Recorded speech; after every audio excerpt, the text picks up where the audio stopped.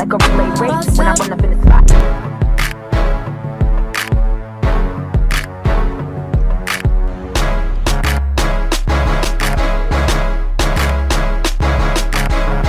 Do for me to remember those that has helped me. I don't mind sharing it. I don't mind telling people, oh, I met this person because of this person, or I done this because of this person. And when I didn't have nowhere to stay, this person let me sleep on their couch. You know what I mean? I don't mind sharing those stories, and I don't mind giving acknowledgement to people when it is due.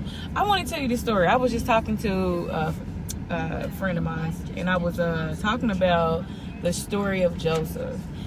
For those of you that know about the story of Joseph in the Bible, Joseph was sold as a slave by his own brothers, and they sold him in hopes that he would die. They didn't want to have the blood on their hands, and the bad that they was doing actually became a good.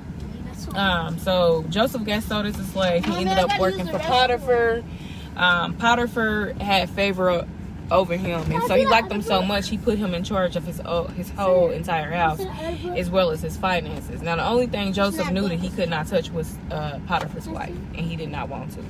But from what the Bible said, the Bible says that Joseph was a very attractive man, handsome and well built, and Potiphar's wife started to lust after Joseph, and Joseph would literally fight her off, telling her, no, your husband has trusted me with everything in his home. The only thing he did not trust me with was you.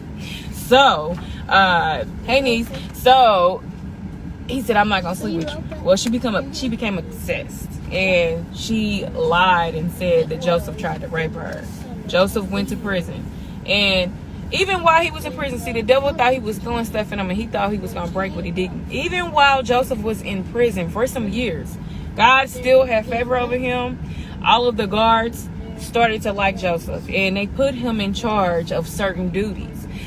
Joseph had a gift of being a dreamer, so he was able to interpret people's dreams. 2 men came to him while he was in prison, and they looked at shook. And Joseph was like, what's wrong? And both of the men said, I had this crazy dream. Joseph said, tell me about your dream. So the one man goes, I had a dream, and basically, I guess, however he described it, he said, well, in 3 days, that means that you're going to get out, and you're going to work for Pharaoh again. He said, but when you get out, he said, remember me. Remember to mention my name, to let him know what I told you. And so the man was excited. And so the other man was like, well, after hearing, he was like, well, here's my dream. So he tells him, and he said, well, unfortunately for you, in 3 days, you're going to die. You will not be put back in position. It's not funny. And so the man wept and said, oh, I don't believe that dream. So in 3 days, both men were released. The man that he said it was going to die, he died. He was crucified.